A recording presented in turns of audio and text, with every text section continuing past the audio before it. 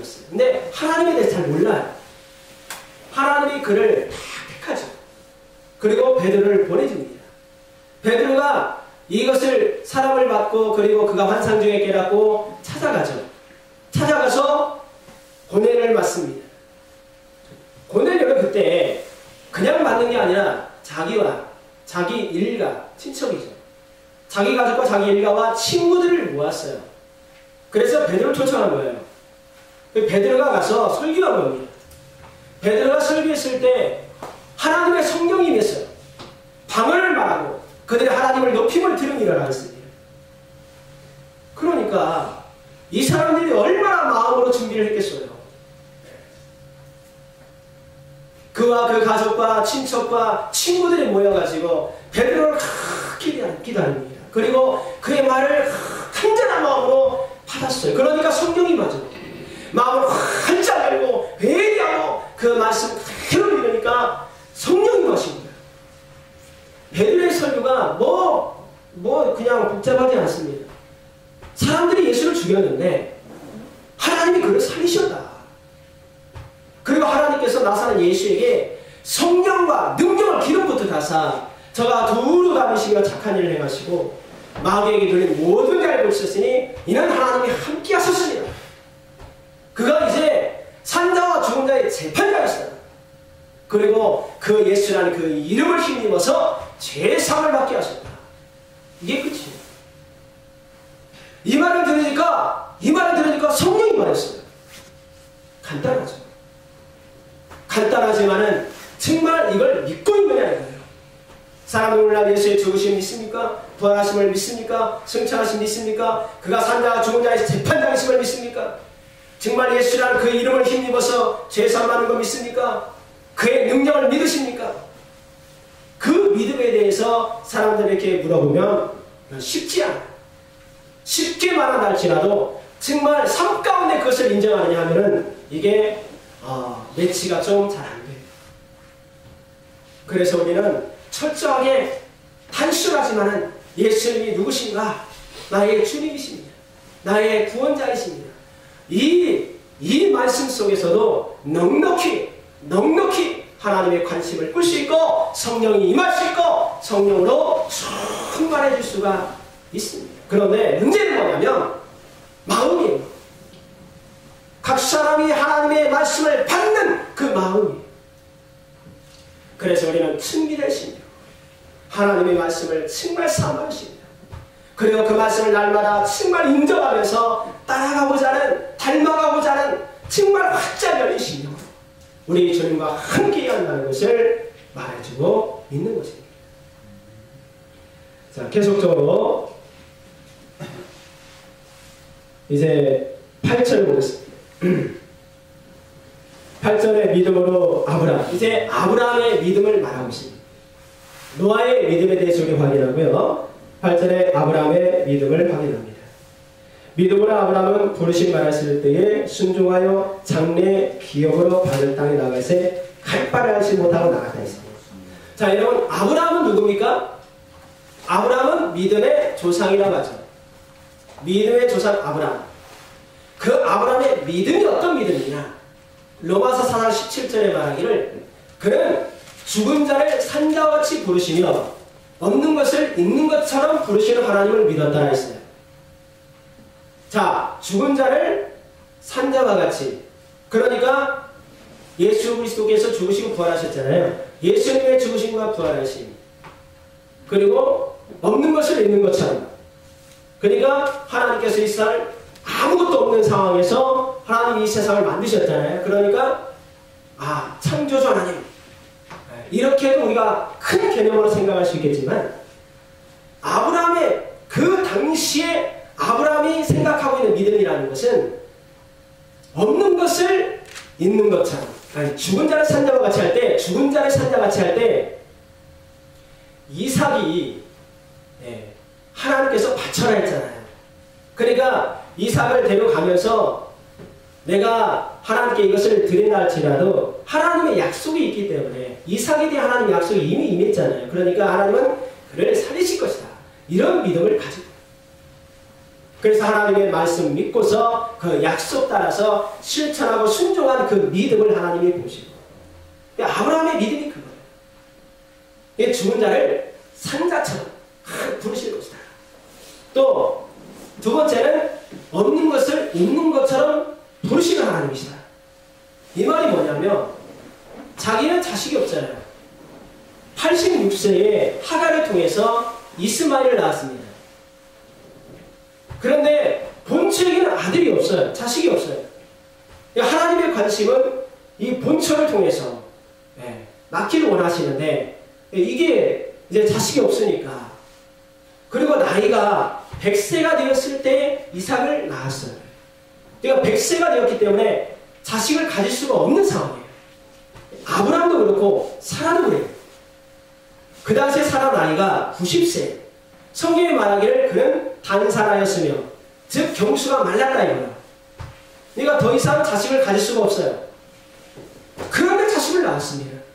그러니까 낳을 수 없어요. 없어요. 없지만은 있는 것처럼 하나님께서 부르셨다. 자식을 낳은 겁니다. 이삭을 낳은 거예요. 낳을 수 없지만 이 믿음을 아브라함이 가지고 있습니다.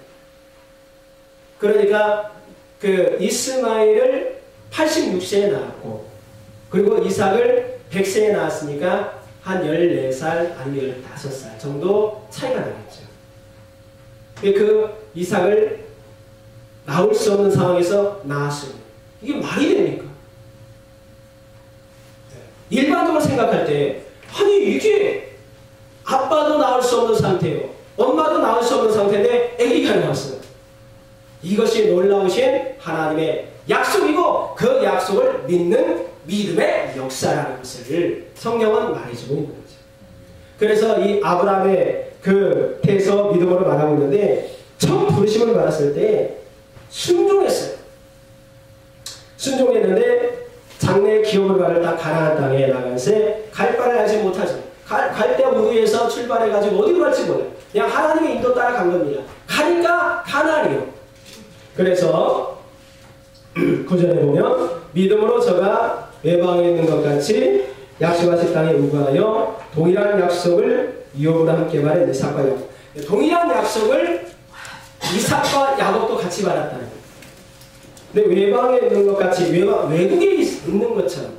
그러니까 자기 고향은 원래 갈대아 우르지만은 거기서 떠나서 가나안에 왔어요. 가나안에 왔을지라도 여기도 영원한 곳은 아니에요. 여기도 외방이에요. 외국이에요. 그러니까 아브라함에게 하나님이 기대하시는 것은 야, 너 비록 내가 너에게 지시할 땅으로 네가 왔지만 그거 영원한 건 아니야. 너 거기 외국이야. 온전한 곳, 영원한 곳은 어디냐면 하나님의 나라거든요. 이 세상 어느 곳에 간다 할지라도 다 외국이에요. 외국. 우리가 이 땅에 태어났지만, 한국에서 태어났지만, 우리가 거듭나는 순간에 육체는 이곳이 고향이지만 우리의 영혼은 하나님의 나라잖아요. 그러니까 하나님의 나라를 우리가 바라보고 살아가는 하나의 외국에 우리가 살아가는 것과 같습니다. 믿지 않는 사람들과 같이 살아야 되고, 우상을 섬기는 사람과 같이 살아야 되고, 하지만 그들을 구원하기 위해서 하나님이 우리를 파송하셨죠. 하나님이 우리를 파송한 하나의 선교사처럼 우리의 삶이 남은 여생 외국에 사는 것처럼, 그러나 본향이 있습니다. 하나님의 나라가, 예수님이 다스리는 큰 나라가 있습니다. 그래서 갈 바를 알지 못하고 나갔으며 9절에 이삭과 야곱으로 더불어 장막에 거하였다. 이삭과 야곱과 함께 장막에 거하였다는 것은 아브라함이 혼자만의 신앙이 아니라고 했잖아요. 아브라함의 것만이 아니라 하나님께서는 이미 아브라함을 통해서 이삭을, 또 이삭을 통해서 야곱을, 하나님의 계획하심이 있습니다. 그러니까 여러분께서 자식을 다 내팽겨치고 여러분만 믿고 여러분만 구원받을 생각은 안 돼요. 하나님의 계획은 여러분과 여러분 자녀를 구원하길 간절히 원하신다는 거예요. 그러니까 여러분 자녀를 위해서 기도하셔야 돼요. 여러분 가정을 위해서 기도하셔야 돼요. 가정이 얼마나 소중합니까? 어떤 사람이 예수 믿는데 가정을 내팽개친 사람이 있어요. 자기 남편 내팽개치고 자기 가정 내팽개친 사람이 있어요. 이게 절대로 신앙적이 아닙니다. 가정이라는 것은 하나님이 만든 기관입니다. 하나님이 만든 기관이 가정이 있고 교회가 있어요. 이게 다 중요한 거예요. 그래서 남편이 믿지 않으면 남편이 믿을 수 있도록 기도하시고 인내하셔야 됩니다. 아내가 예수를 믿지 않으면 아내가 예수를 믿고 구원받기까지 인내하고 기다려야 됩니다. 버려서는 안 되는 거예요. 가정을 바뀌어버리고 너는 너 나는 나가 그렇게 흩어지고 자식들은 어떻게 되겠습니까? 그 자녀들도 하나님께 주신 것은 그 자녀들도 구원받을 수 있도록 너를 통해서 당신을 통해서 구원받을 수 있도록 하나님은 기대하시는 거예요. 남편 필요 없다 버려버리고 아내 필요 없다 버려버리고 자식 필요 없다 버려버리고 이렇게 가정을 산산조각내는 것이 복음이 아니라 이겁니다.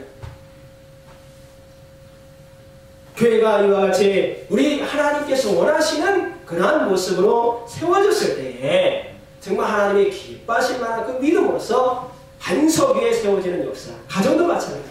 하나님의 뜻을 이루며 그 뜻이 성취되어질 수 있도록 그렇게 해야 한다는 겁니다. 하나님은 이삭도 야곱도 동일하게 그들에게 하나님의 약속을 주셔서 그들에게도 복을 주셨다는 사실입니다. 10절에 말하기를 이는 하나님의 경영하시고 지으실 터가 있는 성을 받았습니다 했습니다. 하나님이 경영하시고 지으실 터가 있다. 이 터가 있는 성. 그러니까 아브라함이 가나안에 딱 왔을 때 아브라함 믿음이 뭐냐면 아브라함에 하나님이 경영하시는 성이 있구나. 하나님이 지으신 성이 있구나 라는 것을 그는 생각했다는 거죠. 그렇지만은 하나님이 택한 그 예루살렘이라는 그 지역, 그 성은 무너졌어요. 예루살렘 성은 무너졌어요. 왜? 영원한 성이 아니니까.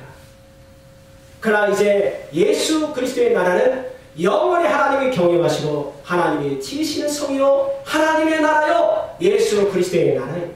그래서 여기서 말하고 있는 본질적으로 궁극적으로 말하고 있는 성은 바로 예수 그리스도의 나라를 말하고 있는 거예요. 그 나라는 하나님이 경영하신다. 여기 경영하시다라는 이 단어를 이 개역 개정에는 계획하시고 라는 말로 번역을 했습니다. 하나님이 계획하시는 하나님이 경영하시는 우리 가정 우리 삶도 하나님이 경영하시고 하나님이 계획한 우리 삶. 사람들은 내가 계획하죠. 내가 경영하려고 하잖아요. 나는 내 인생 내가 만들 거야. 내가 내 인생 계획할 거야. 하나님이 없잖아요. 그러나 이제는 아브라함의 그 믿음을 따라서 내 사업이 하나님이 계획하시고 하나님이 경영하시는 사업, 가정이 하나님이 경영하시고 하나님이 계획하시는 가정, 우리의 모든 삶과 가정과 모든 일만 할 때마다 하나님이 계획하시고 하나님이 경영하시는 놀라운 삶, 놀라운 가정이 된다면 그것이 하나님이 기대하시는 것입니다. 여기서 지으시다 할 때 하나님이 경영하시고 지으실 성 할 때 그 짓다라는 이 단어를 보니까 사람을 위하여 일한다 라는 뜻이 있습니다. 사람을 위하여 일한다. 나는 이 단어를 보고요 너무 참 행복했어요. 하나님께서 하나님이 경영하시고 하나님이 지으실 성인데 누구를 위한 성이냐? 사람들을 위하는 성이라는 거예요. 그 사람들을 보면 삶 속에는 얼마나 연약함이 많습니까? 추위를 견뎌야 되고 더위를 이겨야 되고 먹을 게 필요하고 입을 게 필요하고 또 우리가 가정에 있으면 자녀들 직장 또 여러 가지 물질 다 필요하잖아요. 그런데 그 사람을 위해서 하나님께서 예수 그리스도 안에서 성을 만드십니다. 그 안에 생명 있고 행복 있고 그 안에서 사람을 위해서 예비하시는 하나님의 놀라우신 평안과 치유와 그리고 행복과 그 능력과 그 이적과 그 풍요로움을 하나님께서 그렇게 주신다는 거예요. 이 얼마나 감사합니다. 이 얼마나 감사합니다. 그래서 하나님은 우리 사람에 대해서 무시하지 않아요. 정말 사랑해 주시고 우리들의 모든 형편을 다 아셔서 너는 뭐가 필요하냐? 아, 얘한테는 이게 필요하겠구나. 그것을